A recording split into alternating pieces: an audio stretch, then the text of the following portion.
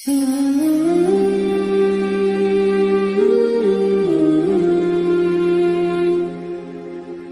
সন্তানের যে কোনো একটি নামের শেষে মোহাম্মদ রাখা যাবে কিনা, শুরুতে মোহাম্মদ না রাখলে কি পাপ হবে?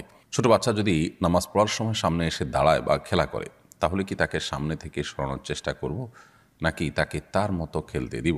রিজন হাসান তাসনিম তাসিন আপনি লিখেছেন, নিজের হায়াত থেকে বাবা মা অথবা প্রিয়জনের হায়াত বাড়িয়ে দেওয়ার দোয়া করলে কি গুনাহ হবে? এরকম দোয়া আসলে কোনো অর্থবহ দোয়া নয়। কারণ আসলে আপনার হায়াত থেকে বাড়িয়ে আরেকজনকে দিবেন, বা কেউ কারোর হায়াত থেকে কমানো হবে, আরেক জায়গায় প্লাস করা হবে, মাইনাস করা হবে, এরকম কোনো অপশন নেই, আসলে আমাদের হাতে অন্তত নেই। আল্লাহ সুবহানাহু ওয়া তাআলা প্রত্যেকের জন্য যা বরাদ্দ রেখেছেন তিনি তাই ভোগ করবেন, কোরআন এবং সুন্নাহ সেটাই বলে। অতএব এরকম দোয়া করা অমূলক দোয়া, এ দোয়া অর্থবহ কোনো দোয়া নয়।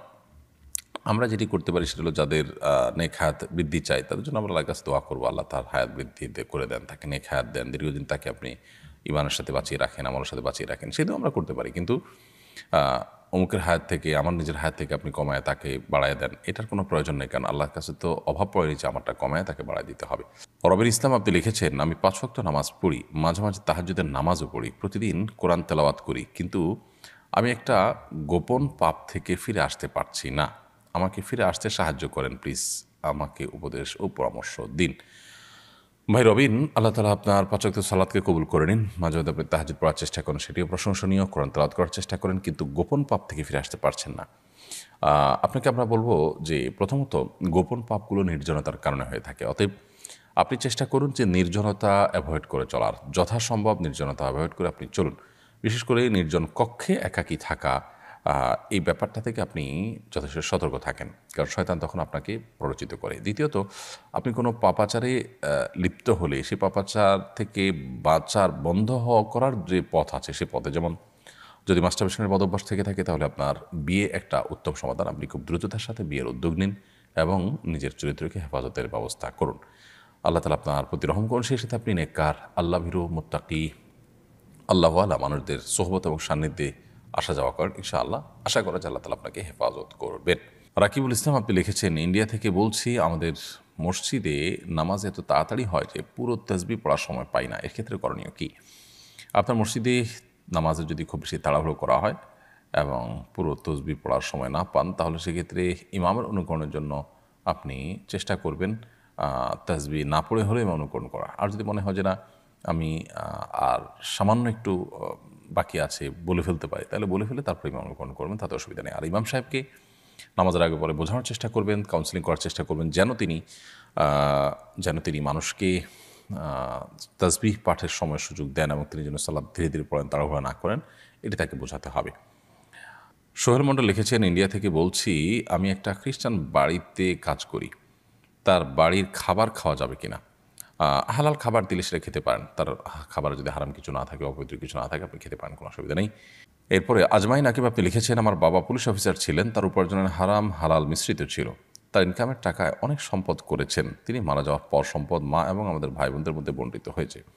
এখন আমার অংশ কি আমার জন্য ভোগ করা হালাল হবে? সে সম্পদ না থাকলে আমাকে দরিদ্র বলা চলে। আমি একজন ছাত্র, দৈনিক 200 টাকা ইনকাম আমার, দয়া করে জানাবেন। হারাম এবং হালাল মিশ্র উপার্জন হলে কী পরিমাণ হারাম উপার্জন হতে পারে, সেই বিষয়টাকে বের করে ধীরে ধীরে হলেও সেই টাকা সওয়াবের নিয়ত করা ছাড়া দান করে দিয়ে আপনার বাবাকে দায়মুক্ত করার চেষ্টা আপনাদের করা উচিত এবং আপনাদের নিজেদেরও দায়মুক্ত হওয়ার চেষ্টা করা উচিত। যেহেতু তার হালাল হারাম দুরকম উপার্জনই ছিল, অতএব তার সব উপার্জন বা সব সম্পদ তার হারাম নয়, তবে রেশিওটা আনুমানিক কীরকম হতে পারে সেটা বের করে তারপর সেটা ধীরে ধীরে হলেও, একসাথে না পারলে ধীরে ধীরে হলেও সেটা দিয়ে আপনাদেরকে দায়মুক্ত হতে হবে। বিলকিস বানু লিখেছেন, চলতি হিসাবে ব্যাংকে টাকা রাখা হলে তা অনিচ্ছা সত্ত্বেও কিছু অতিরিক্ত টাকা মূল টাকার সাথে যোগ হয়ে যায়, করণীয় কি? অতিরিক্ত যে টাকাটা যুক্ত হয় আপনার সুদী ব্যাংকে, সেই টাকা আপনি সওয়াবের নিয়ত করা ছাড়া কোনো গরিব মানুষদেরকে দান করে দিবেন। আর সাধারণত চেষ্টা করবেন ইসলামী ব্যাংকিংয়ের সাথে যুক্ত থাকার। ইসলামী ব্যাংকিংয়ের সাথে যুক্ত থেকেও যে অতিরিক্ত টাকা পান সেটাও নিজে ভোগ না করাটাই হলো নিরাপদ। সেটা কোনো গরিব মানুষকে সওয়াবের নিয়ত করা ছাড়া দান করে দিবেন, ইনশাআল্লাহ আপনি দায়মুক্ত হবেন। রোকসানা আপনি লিখেছেন, ছেলে সন্তানের যে কোনো একটি নামের শেষে মোহাম্মদ রাখা যাবে কিনা, শুরুতে মোহাম্মদ না রাখলে কি পাপ হবে? নামের শুরুতে মোহাম্মদ রাখা কোনো জরুরি বিষয় নয়। আমাদের এ অঞ্চলে একসময় হিন্দু মুসলিম উভয়ের নামের ধরন একরকম থাকার কারণে পার্থক্য করবার জন্য হিন্দুরা যেরকম তাদের নামের শেষ শুরুতে স্ত্রী লিখত, অনেক সময় মুসলমানরাও স্ত্রী লিখতে হতো। তো তার সাথে পার্থক্য করার জন্য মুহাম্মদ এটি যুক্ত হয়েছে। তো এখন তো আর সেই সমস্যা নেই বা সেই সংমিশ্রণের আশঙ্কা নেই, সম্ভাবনা নেই, যার কারণে এখন নামের শুরুতে মোহাম্মদ লেখার বা স্ত্রী থেকে পার্থক্য করার জন্য মোহাম্মদ লেখার কোনো বিশেষ কারণ নেই। বিধায় কেউ যদি লেখেন এটা একান্ত তার ব্যাপার, এটা শরীয়তের কোনো নির্দেশ নয়, এটা কোনো সুন্নত মুস্তাহাব বা আপনার শরীয়ত নির্দেশের আলোকে করতে হবে এমন কোনো বিষয় নয়, এটা একান্ত তার ব্যাপার। তিনি মোহাম্মদ প্লাস আর একটা নাম রাখলেন, যদি একটা নামই যথেষ্ট একটা মানুষের জন্য।